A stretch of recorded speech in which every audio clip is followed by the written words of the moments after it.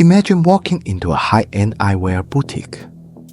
On your left, you spot a pair of Ray-Bans, those classic aviator frames with green polarized lenses that you've seen in every Hollywood action movie. They are tough, cool, and legendary enough for the US Air Force.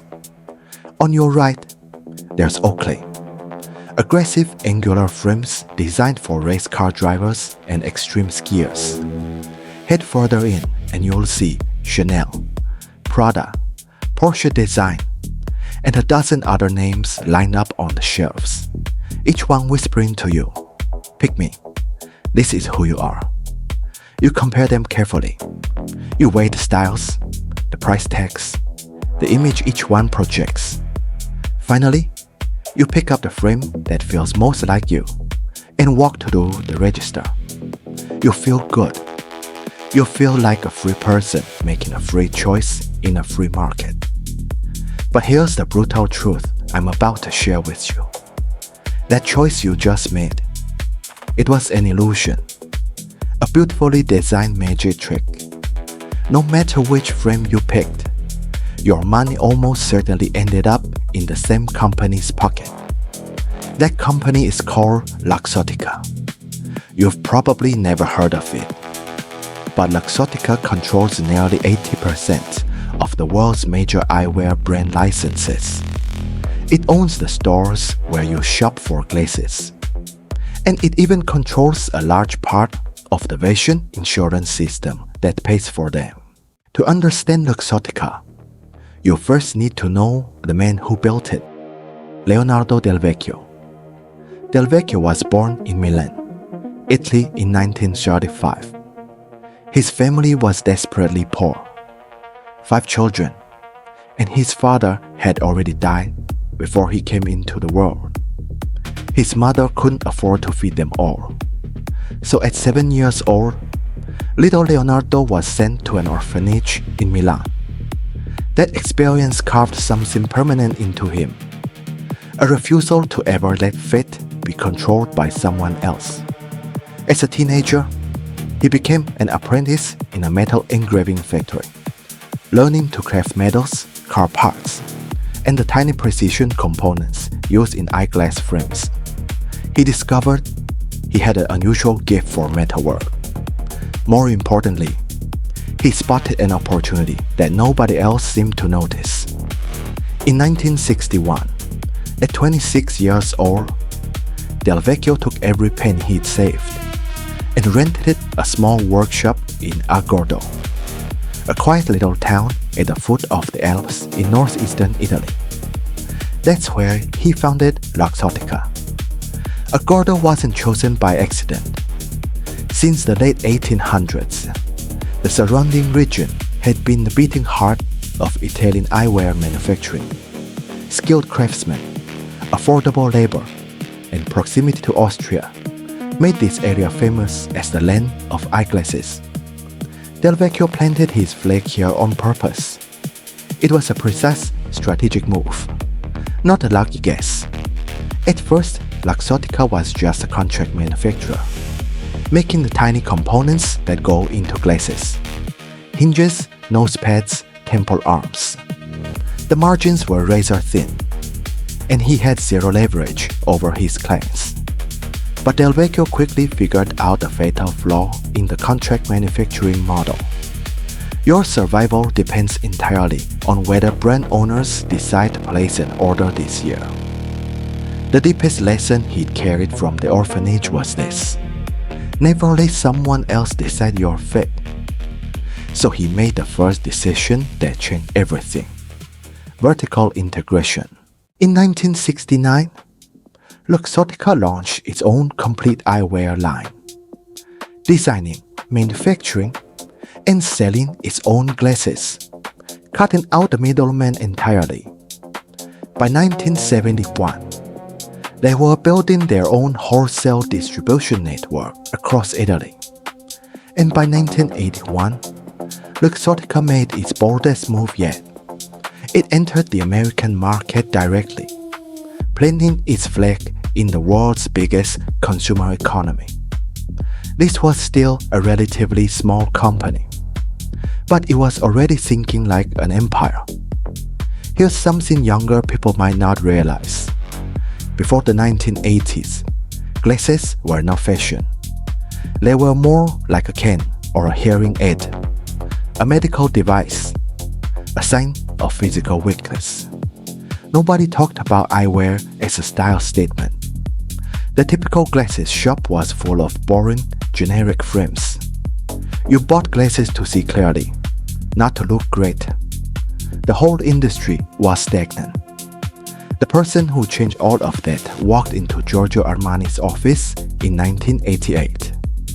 Del Vecchio personally approached the Italian fashion icon with an idea that had never been tried before. Let Luxottica handle all the manufacturing, put Armani's name on the frames, and split the licensing fees and the profits. Armani had already built a global fashion empire with his clothing lines, but he'd always been cautious about eyewear. Making glasses requires extraordinary precision. It's not something a fashion designer can easily jump into. But Del Vecchio offered him the perfect deal. You bring the brand magic. I'll handle everything else. And just like that, the world's first luxury eyewear licensing agreement was born. The results were immediate and stunning. A frame that cost a few $1,000s to make, metal and acetate, now had Giorgio Armani printed on it. The retail price jumped to $300 or $400, and consumers didn't just accept it, they lined up for it. In business, this is called brand premium licensing, the art of transferring the emotional attachment people feel toward a luxury fashion name onto a functional product that otherwise carries zero emotional value. Luxottica had found a gold mine.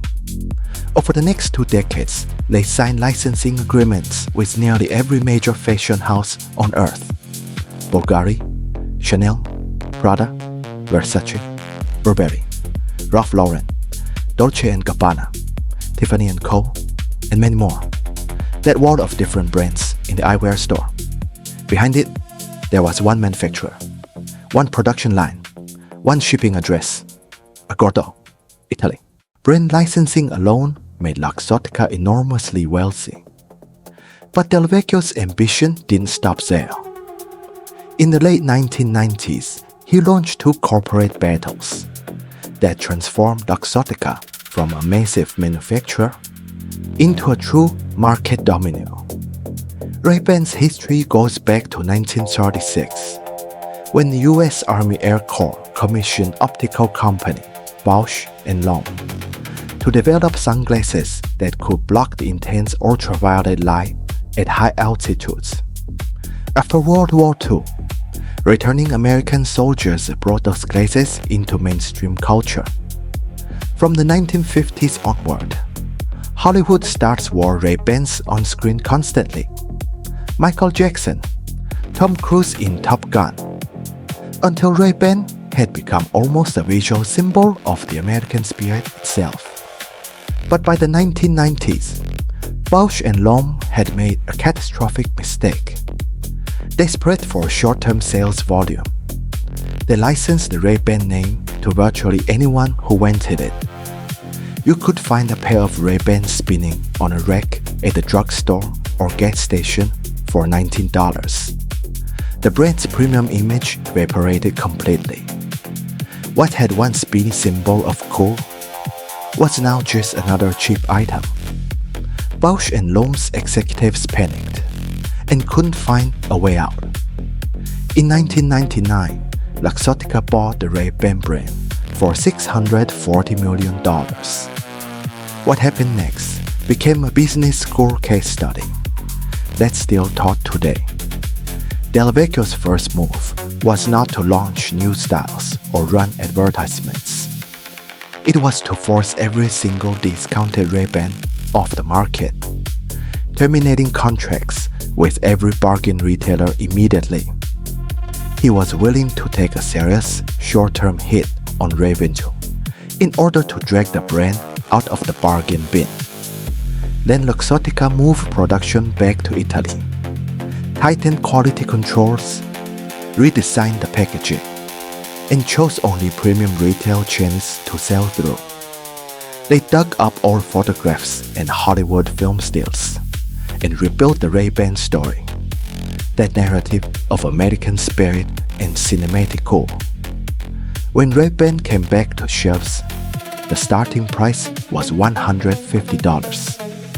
Consumers didn't just accept it, they rushed to buy.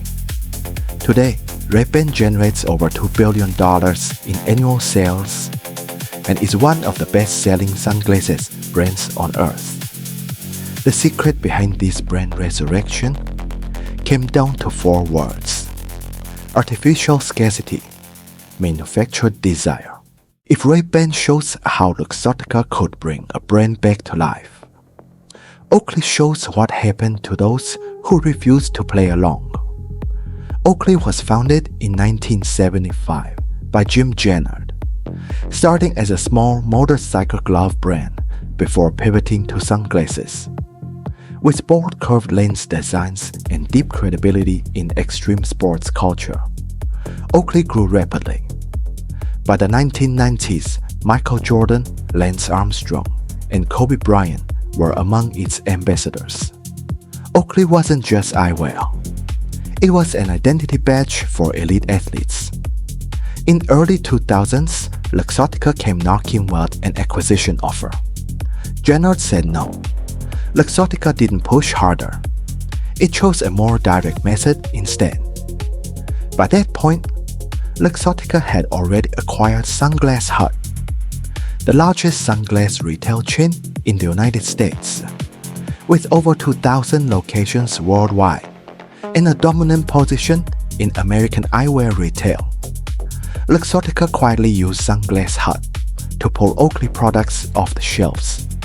No press release, no public confrontation. Oakley simply began to disappear from the most important sales channel in the country.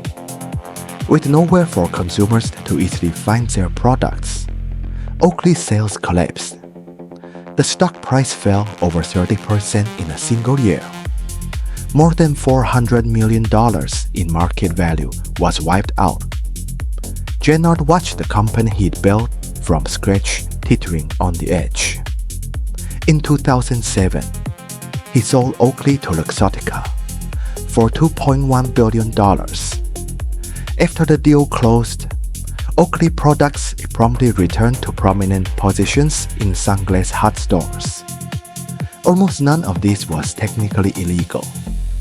That's the art of monopoly power, using market leverage instead of force, achieving the same outcome through entirely lawful means.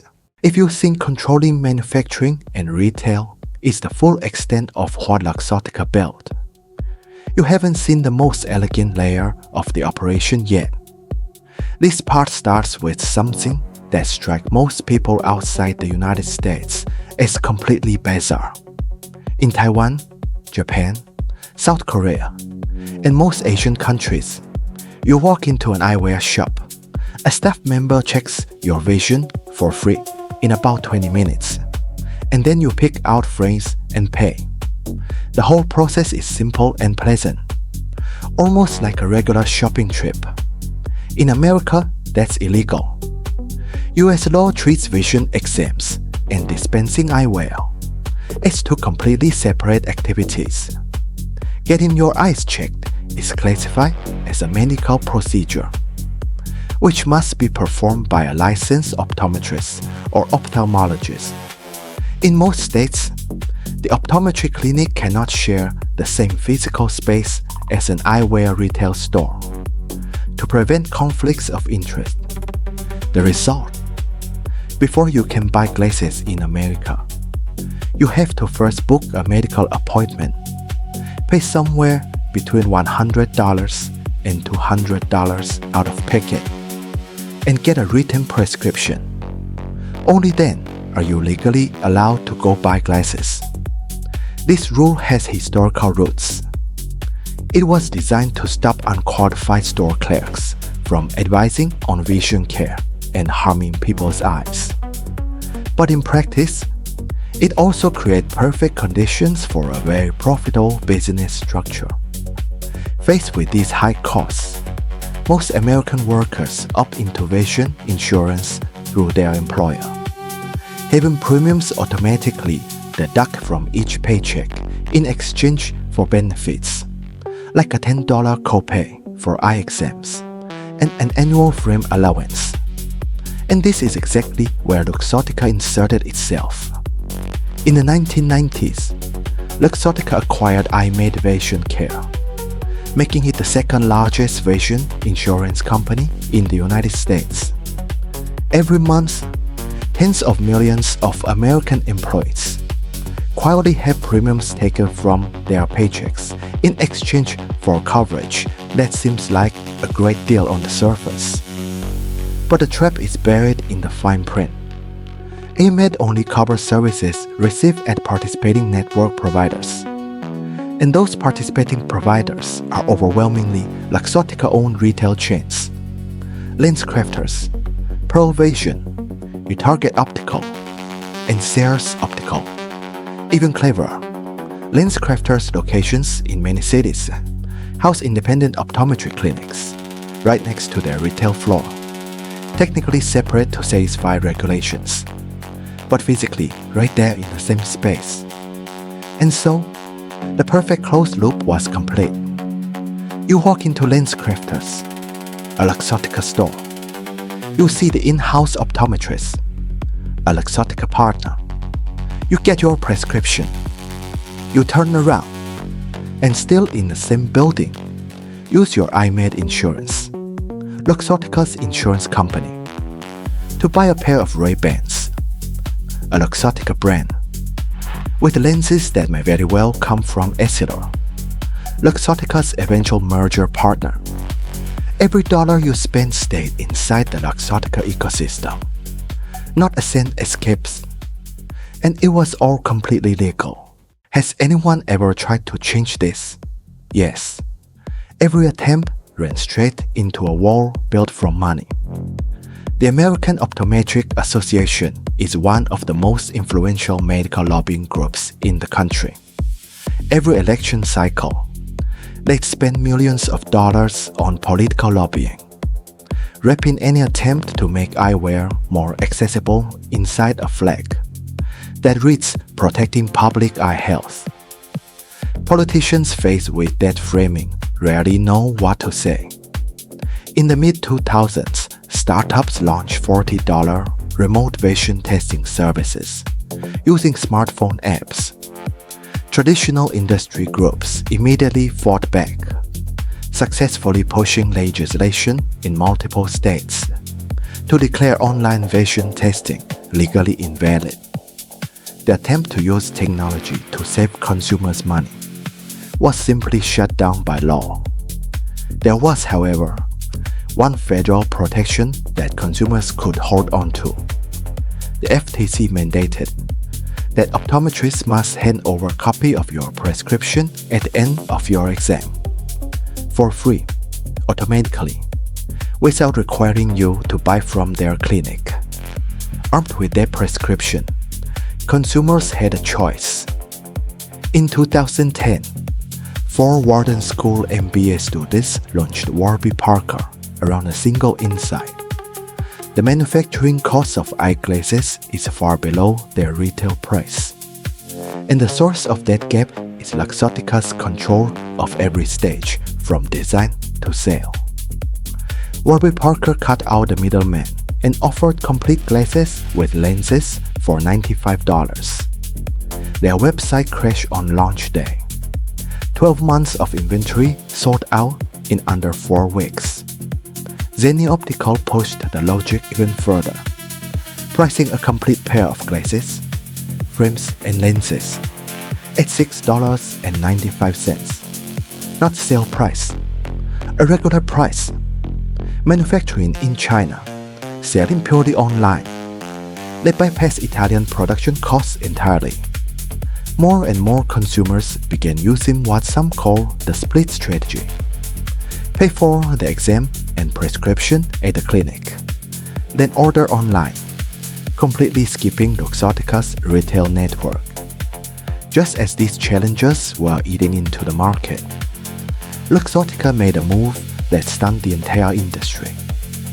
In 2018, it merged with Essilor, the world's largest lens manufacturer, maker of Varilux progressive lenses, Chrysal anti-reflective coatings, and transitions photochromic lenses, forming Essilor Luxottica, with a combined market value exceeding 50 billion euros.